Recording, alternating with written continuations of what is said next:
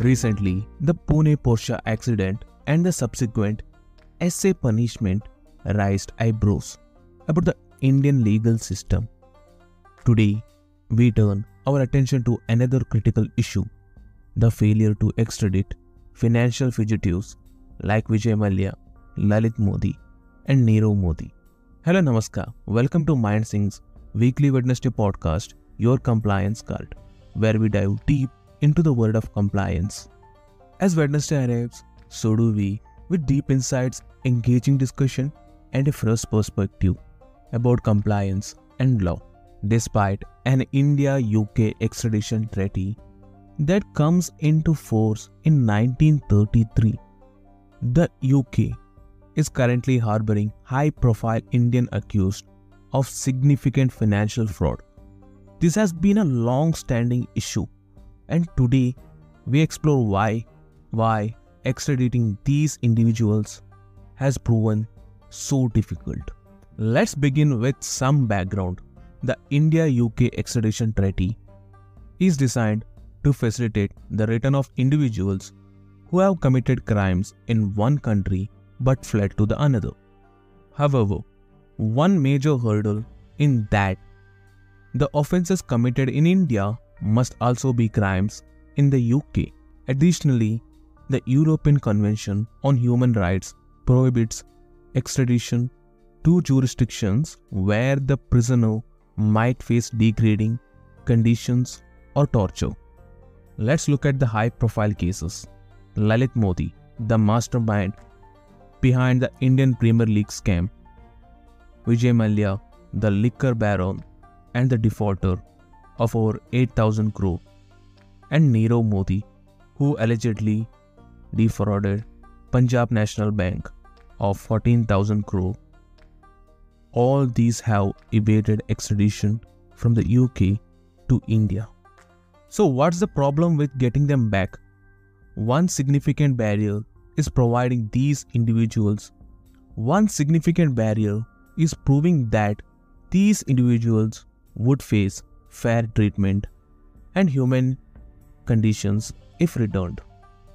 For instance, in an early hearing, Niravmodi told a UK court he would kill himself if extradited to India. Such statements highlight the perceived risk and the challenges within the Indian prison system. Extraditing a criminal from a country isn't straightforward, even with a treaty. Indian authorities must conceive foreign courts not only of the fugitives killed, but also that they will receive fair treatment and return basic human rights. This is where things get tricky. One core issue boils down to the state of Indian prisons. Overcrowding is a significant problem, with prisons operating at nearly 25% overcapacity.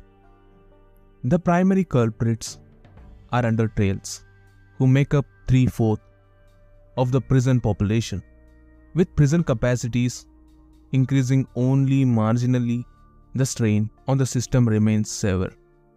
Moreover, the budget allocated for prisoners is often insufficient. On average, only ₹130 per prisoners per day is spent, covering everything from food to vocational training.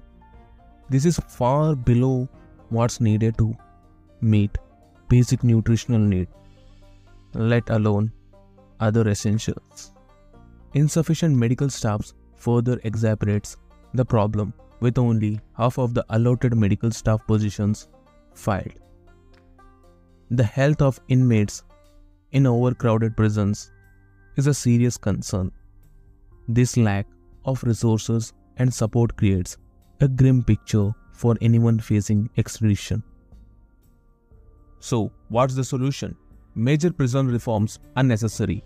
One approach could be releasing under trials and convicts over 75 or those with mental illness to reduce overcrowding. Alternatively, shifting these individuals to open prisons could also decrease the pressure. Another innovative idea is converting colonial-era jails into tourist attractions, generating revenue that could be funneled back into the prison system. For example, Gujarat's proposal to transform Ahmedabad's jail Bajia house into a restaurant and a historical gallery is a step in this direction. However, even with these measures, more financial assistance and a thorough overhaul of the prison system are critical. With these reforms, it will remain challenging to convince foreign courts to extradite fugitives, and they will continue to evade justice. Until we address these systematic issues, financial fugitives will find it easy to escape extradition. They need only persuade foreign courts that Indian prisons aren't fit to accommodate them. So as long as these conditions persist, they will continue to remain beyond our reach. Knowing how bad our jails are, I hope it makes you think twice about committing a crime unless you have a Porsche. Thanks for tuning into MindSyncs podcast. If you found this episode informative, don't forget to subscribe for more updates on the world of compliance and advisory services. Until next time, stay compliant, stay informed.